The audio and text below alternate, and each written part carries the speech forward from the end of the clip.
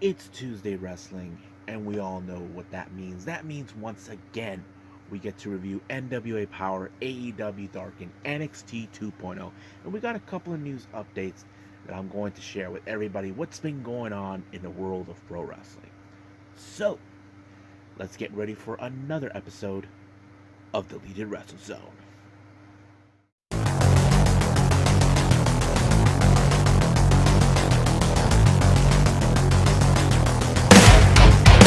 Are you ready? Get up, get up! Get up, get up! Get up, get up!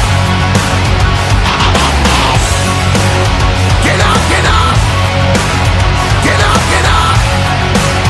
Get up, get up!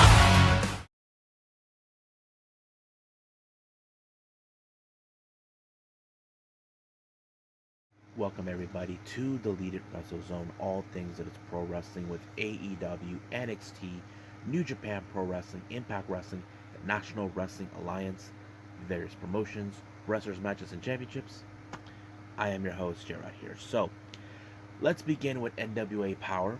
It opened up with an interview by Kyle Davis with Tyrus. Now, Tyrus seems he was in a good mood, but unfortunately, I lost track of Tyrus' status as the NWA World Television Champion. Now, for those who don't know what I'm referring to, let me refresh your memory and kind of, how do I say, explain. The NWA World Television Championship was set as a way to, if you guys remember, this is like a third version of Option C with the X Division title in order to get a shot of the Impact World title. Now, with the NWA World Television title, it's almost similar, but the only catch is you have to have win 7 straight wins in order to get that. Tyrus seems like he has reached that potential, but however, it's still unclear whether he's going to catch it. But he did hint it he may have another thing in mind, maybe another gold in his waist, in his shoulder. However, he didn't specify is it the NWA World Title or something. There's no way it could be the junior heavyweight title because he's not in the weight limit. But most likely could be the tag team titles because it turns out that he's going to be teaming with Cyon and he's considering him as the prodigal son since it was told that he is the son of Austin Idol, which was kind of weird, but you know it is. Now, once again, Kyle Davis did set up another interview, but this time with the current NWA Women's World Champion Camille. As you know, Camille had one hell of a match at Alwayz Ready against Kylie King, and of course, Kylie King comes out. So Camille kind of gave her words about how they put themselves to the test, how Kylie King took her to her limits, and it gained respect. But Kylie King did told her, not a warning, but more like a promise that one day she will be coming for the Burke, which is the NWA Women's World Championship, which of course is something that we know we could see. Now, some of you can ask me, is she really with the NWA? I don't know. I know that she's been training with Bully Ray. Recently, she had showed up in NWA in the past, but also the Mission Pro. But we'll see what happens then. Now, May Valentine actually conducted her own interview with Homicide. Now, Homicide doesn't know what the problem is with Luke Hawx. Luke Hawx was talking about how Homicide disrespected him after what happened in the events of at Alwayz Ready when, of course, he defeated PJ Hawx and they were viciously attacked by the Fixers. But, you know, he's not taking any grudges, but once again, he is still saying that he's willing to be a fighting champion, which is kind of something we've already been known about him. Now, our first match, we have Nick Aldis versus Brett Bushaw. Now, this was a match that we know, but recently in this type, we see Nick Aldis had a change of attitude. Now, the question is, was he upset with the fact that he did not win the NWA World Heavyweight Championship? That was his goal when that title was in the hands of Matt Cardona. But it looks like he is a kind of like, okay, he's pissed that he didn't get it, but at the same time, he has to do what he has to do. So most likely he will get his hands on that title soon enough. But The obvious question is, when will that happen? But we'll see. Now, Kyle Davis conducted another interview with Jack Stain. Now, as you know, Jack Stain has able to defend his national championship against anybody. Um, there's no one left that willing to challenge. The last challenger was, of course, Chris Adonis, but this time he was by a guy named Eric Jackson, but he beat the crap out of him. So basically, that's what happened. Now, once again, we return back to May Valentine for her interview where she talks to PJ Hawks and discuss about his dad with his behavior over homicide. So PJ Hawks understands him about everything, but all this and that. So basically, he is self-aware that his dad is pissed, but who could blame him? But we'll see what happens then. Excuse me. Now, anyway, our main event is Ill Begotten with Alex Taylor and, of course, Jeremiah Plunkett against Cyrus and Tyrus. Now, the only thing that was interesting is that there was no seconds involved. When it comes to Tyrus and Cyon, mostly with Tyrus, we do see, of course, Austin Idols or Black G's, but looks like none of those two guys are there. And the same thing with Danny Deals with the Ill Begotten. So basically, we didn't see that. So basically, this is a very interesting dynamic between Cyon and Tyrus. Not too long ago, those guys really didn't like each other, but now that he is on the side of his father, which is Austin Idol, looks like he's getting things on track. Most likely, they could be the most potential wrestlers that could obtain the NWA World Tag Team title. It was Cyrus who picked up the victory, giving him and Tyrus the winning chance. So I think that's pretty much it with the NWA Powerrr. I believe it's time for AEW Dark.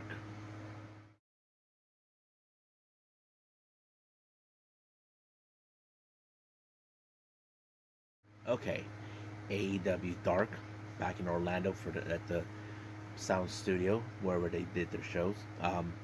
Opened up with Max Caster along with Anthony Bowens. No Gun Club, and even though Taz said that he's happy they're not there, I don't think he can stand him. That's the thing that I've noticed. He takes on a guy named Trevor Aeon. Well, the match ended with, of course, with a big elbow by Max Caster giving him the victory that he needs. Next match, this was a very interesting dynamic. We have Serpentico versus Vari Morales, two Latinos. You got Serpentico, who's from Puerto Rico, Vari Morales, who's Mexican. I think that kind of fits a good dynamic, but I did not anticipate. But this type of match, when we normally see Serpentico, we see him lose. But this time, since he's facing a guy from an extra, that makes him that he wins the match, which was no surprise to me in any way possible. So it was a good match, not the greatest, but it was good. Now, in the interview, we get an interview with Blake Christian. As you know, Blake Christian, we know him very well. Now, this is before he gave up the name of Allhart and gone to Graveheart. Now, he is set to face against Jay Lethal in the main event, which is going to be very interesting to watch. So we'll be getting there soon. Our next match, we have Chris Statlander versus Ava Everett. Well, you can tell by this particular match that Chris Statlander won by using her apply moves, and that kind of sets out in a good way. Now, our next match, we have the Wingmen, consistent of Cesar Bononi and Peter Avalon, taking on the Dark Order, Silver and Reynolds. I have to say the match was really awesome, really good. As you know, I always like the dynamics between both Reynolds and Silver, and it was them who picked up the victory. But apparently, their party was cut short with the assault by both JD Drake and Ryan Meneth. However, the other members of the Dark Order, 10 and Uno, showed up, tried to deal with them. So basically, we will see a feud between them. Now, Lethal and Sanjay Dutt and Satin Singh, as you know, they set up a little video package, all this and that. So basically, complaining, all this stuff, even Sanjay Dutt's trying to bring in the country of India, which we know they could market it because they're taking a page out of the WWE playbook. You guys remember they did a show based on India or something like that. But yeah. Now, this is an interesting six-man tag team match. We have Brock Anderson, along with his dad, Arn Anderson, teaming up with the Varsity Blondes to take on Larry Lizard, Terry Yaki and Jay Lucas. Now, I have to say this dynamic with the Varsity Blondes and Brock Anderson was pretty good. I wouldn't be surprised if we see those two, Brock and the Varsity Blondes team up, because I feel like they could be a good solid faction or something. I would like to see that. And not to mention, this could be a helpful way for them to bounce back after Julia Hart decided to join the House of Black. Now, our next match, we have Diamante versus Devlin McCombre. Now, you can guess that this one ended with submission with an armbar, and but it's somewhat of an armbar type of technique, and it was over right from there. So, sorry, McCombre. Next up, we got Tony Nese along with Smart Marcel taking on JDX. Now, this match, you know how this ends. Basically, ends with the running knee, and it was over. But however, it appears that this was, I did not notice it until it happened. It turned out that this match was more of a pure rules match, and I did not pay attention to that. However, it appears that now they just got their sights set against Wheeler Yuta for the ROH Pure Championship. So they said they're determined to have this match next week. But however, this is more of a calculated move. Later on, they did show Wheeler Yuta talk about, of course, it was a calculated move, but he's not going to back down from a fight because he is Blackpool Combat Club. They're not going to back down. They're going to fight. I wouldn't be surprised if the Lordship, William Regal, stands by Wheeler Yuta's side, and and Mark Sterling gets his ass whooped by the Lordship. Trust me. That's the last thing he wants to do. Don't piss off the most dangerous man. Now, before we start this next match, we get an interview with Serena Deeb and Martinez. Now, we have seen these two. It was nothing of a feud. It was more like, whatever you can do, I can do better type of scenario. And I think it tells us, okay, they're on the same page. But Mercedes did warn her, don't double cross the OG badass, which is true. We have seen things like this before, but however, the real question is, can Serena Deeb hold her composure? Because she has something that's in her sights, and I think it's the ROH Women's Championship. I wouldn't be surprised at that. But their opponents is Yade and Ana Diaz. Now, this match ended as any other match with them, which is a submission techniques. Now, our main event's Blake Christian versus Jay Lethal. What a match. I have to say, it was pretty awesome. There was some good counters by Blake Christian, but however, he had his eyes in the back of his head. Keep an eye on Satnam Singh and Sanjay Dutt, but however, it was Lethal who was able to overcome it with the lethal injection. 1, 2, 3, he won. So that's how it rolls. So I think that's pretty much it right now with AEW Dark. I believe it's time for NXT 2.0.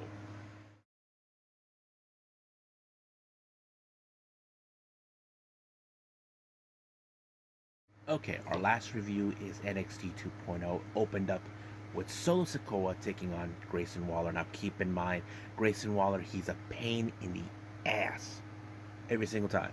You always love that guy who's going to be that pain in the ass. Not to mention, he's sick and tired of Solo Sikoa, who's gaining all the attention. He believes the world should be revolving around him. Now, so far, Grayson Waller was able to outsmart everybody by using tactics that is cutting corners. One thing he did is remove the top corner turnbuckle safety in order to use that against Sikoa to apply his little finisher, giving him the win of the match.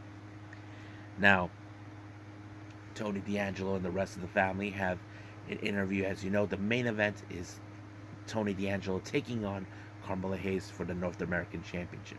But you can tell there's some tensions between both D'Angelo and Santos Escobar. As you know, Escobar probably regrets accepting this match, but accepted this whole integration, which is driving him nuts. However, we'll see what happens then. Now, we see Katana Chase and Kaden Carter taking on the Pan American connection, Yulisa Leon, and Valentina Flores. Now, we have seen how incredible Katana and Kaden have been, and they are still an impressive group. Now, we know they can become tag team. They are one of the most legitimate tag teams in the women's division. So, they pulled off an amazing win on this one.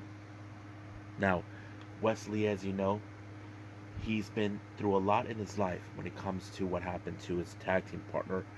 As you know, he and his tag team partner Nash Carter, now goes by his old ring name Zachary Wentz, were at the top of the world as the tag team champions.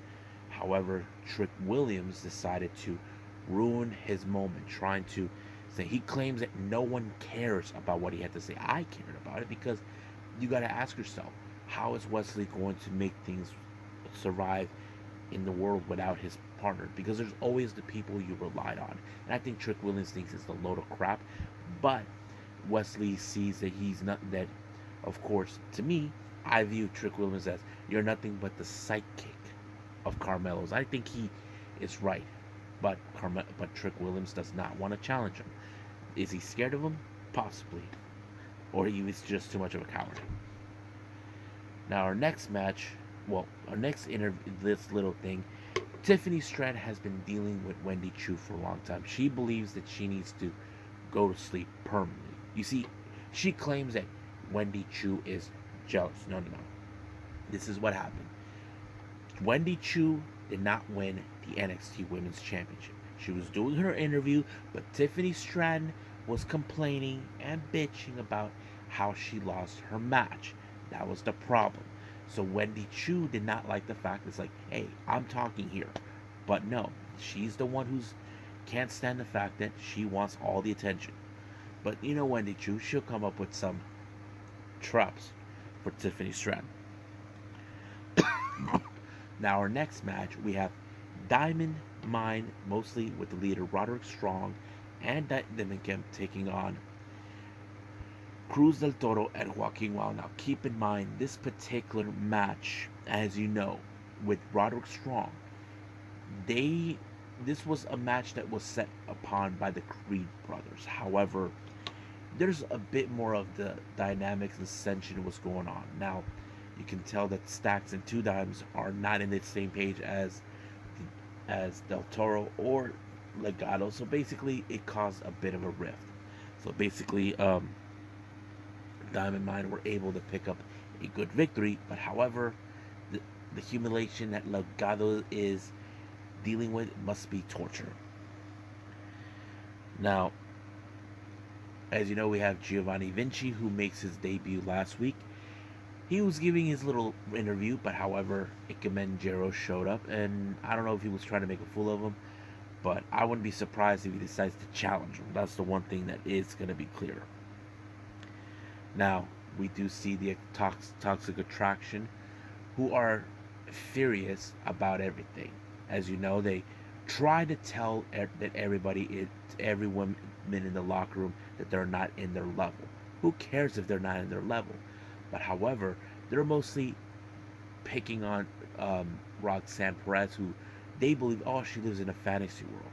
Roxanne comes out with Cora Jade. She's not afraid to say, yes, I am living in a fantasy world. And that's okay. But however, it appears now that Roxanne Perez and her best friend Cora Jade have their sights set on the NXT Women's Tag Team titles. Now, here comes Katana and Kaden. But here's the thing it's been making clear. Perez and Cora does make more sense. Here's the way I see it. How many times have Katana and Kaden have tried to win these titles? On multiple occasions. They all fail. So they feel that they should be the ones to do it because they're legit. But however, Cora and Jade and Perez, you guys had opportunities. This is our chance now. So apparently it's now been told. Next week we're going to see those two teams face off in a number one contendership. So that's pretty much what we're going to see. Now, we do see two interviews. The first one is from Carmelo Hayes. He's all confident about how the match is going to end against him and Tony D'Angelo. So basically, he has nothing to worry about. But as for Indy Hartwell, as you know, she mentioned that, of course, that she's willing to get back in the world, try to do things her way. But however, Kiana James decided to make things a little difficult for her, but she did put out next week that she is going to be, getting her ass kicked next week. Our next match, we have Cameron Grimes versus Edris Inoue. I have to say, that match was pretty good. But I was like impressed with Inoue. But I wouldn't be surprised if Inoue and Malik Blade form a group with Cameron Grimes. That would be a very interesting dynamic to watch. But we will see what happens then. But it was the cave-in that gave the bigger momentum for Cameron Grimes to win. However, Grimes was approached by Braun Breaker saying that this is what he likes to see. But Cameron Grimes gave him a warning, not a threatening warning, a warning. You don't want to see this Cameron Grimes in the match. That is something that he is trying to prepare him for. Now, we do see a little funny segment in Chase University. It appears that Thea Hale is now rooming with Bodie Haywood. So I thought it was very interesting since she is now going to Chase University. Now, we do get a little good of news. As you know, Nikita Lyons was out for quite some time due to the fact that she hurt her knee, and now it's been told she's coming back next week. So we'll see how the Lion will make things roar again. Now, this match, as you know, we have Von Wagner taking on Brooks Jensen. Now, keep in mind, it was Brooks Jensen that with the fake cast that allowed for Josh Briggs to pick up the victory a couple of weeks ago. But however, the agreement is nobody should be standing in seconds. That means Mr. Stone and Cromwell will not be involved. Neither is Henley and Briggs. So, but however, it was the powerness of Von Wagner that allowed him to win the match. Now, Gazy once again with his psychotic breakthrough. Now, for a while we've been trying to find out who are the Dyads, these druid hooded figures. But I'm kind of curious because there was a clue that was laid out in front of us. If you guys didn't pay attention, the clue was these guys were former tag team champions. That to me is a very clue, but who could it be? That's the obvious question, but we'll find out. Now, Lash Legend, as you know, has started a war with Alba Fire. As you know, Alba Fire has a great career. She's someone that you should not take lightly. But Lash Legend feels like Alba Fire, she's done. She hasn't done anything. It's my turn. But however, Lash Legend basically crossed the line, got herself disqualified. So she's trying to show the world Alba Fire's done. That she is no longer that person that they all claim she is. Now, our main event, we have the North American title. Tony D'Angelo versus Carmelo Hayes. This match was pretty interesting. But however, did you ever had this feeling that something was going to go really interesting? I did not anticipate a whole lot. I knew that something was funny was going to happen, and that is, of course, Santos Escobar passing the brass knuckles to Hayes to win the match. So now this is going to be a very interesting dynamic. We could see the war between Legado and Tony D'Angelo's family go on a fold. So I thought it was interesting and it was great. So I think that's pretty much it with NXT 2.0. I believe it's time to do our last thing, which is news updates.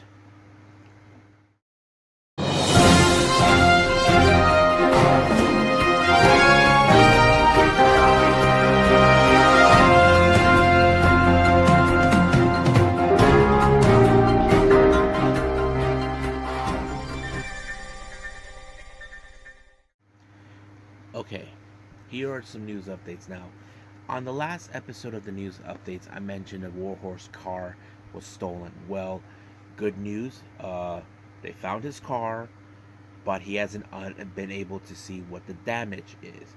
Now, for all of you who don't understand what that means, let me explain to you. Let me use a little example for all of you. My best friend, his car was stolen, and nobody knew what happened. They did find it in a junkyard. It was badly damaged. So, but luckily he was able to get his car fixed. It was insured. Don't know how that situation is with Warhorse with his car being like that, but it's grateful they found it. But hopefully he'll tweet this to find out what's going on. So, uh, but he did spin about his new merchandise. It's on the link that he posted on that very tweet, so you can check it out. Now, I did mention that Tony Khan, as you know, it's been talks about taking AEW to Canada. Now, the real obvious question does remain: where would he take the promotion at? Where would he take AEW? What cities? Well, these cities are most likely, the most common ones. There's Winnipeg, as you know, this is the home of our former champions, Chris Jericho and Kenny Omega. And then, of course, Calgary, which is the home of the Hart family, which is common. And then there's Vancouver, which is the home of Kyle O'Reilly. So I have to say these are good choices. I think they should add another one on the list, and I would say Toronto should be on that list. Because I know those are the three cities that I've seen in that. So we'll see what happens. Now, recently on the YouTube channel, we did witness a little video message from Juice Robinson. Now, if you guys remember what happened, the IWGP United States Championship was vacant. It was put on, and of course, Will Ospreay has now been claimed as the new IWGP United States Heavyweight Champion. But however, Juice Robinson does not see things that way. He refuses to hand over the belt one way or the other. He's demanding for the IWGP committee to apologize for this travesty. But he has been literally saying to Will Ospreay, I beat your ass. You are in the back of the line. So he's still making that choice. Now we're seeing shades of what Will Ospreay did when he was when he had to relinquish the IWGP World Heavyweight title. He claimed he was the real one. But now we're gonna see this. However, I hate to see Juice Robinson, because the thing is, Bullet Club has much better numbers than United Empire. So we'll see what happens then. So I think that's pretty much it. What we got with with the news updates. I believe it's time to call it a day. Well, I hope everybody enjoyed this episode. Coming up, we do have a new Choco Pro event coming up. It's going to be 3 matches. I can't wait to see it, and I might throw in a little bit of the Stardom stuff, in there with it, because these are much of the recent events. There is 2 days of Osaka, another one in Iwate, and I forgot what was the other one. I think in Sendai. So I'm only 4 shows that I haven't seen, but I'll catch up to those soon enough. And after that, I'll be doing another video that includes AEW Dynamite, and of course maybe a show or 2. I'm not sure yet. I haven't decided yet, but I'll be working on that soon enough. So I'll see you guys in the next DWZ time. Same DWZ channel. I must bid all of you adieu. So, goodbye. Mwah. And have a nice day. Bang.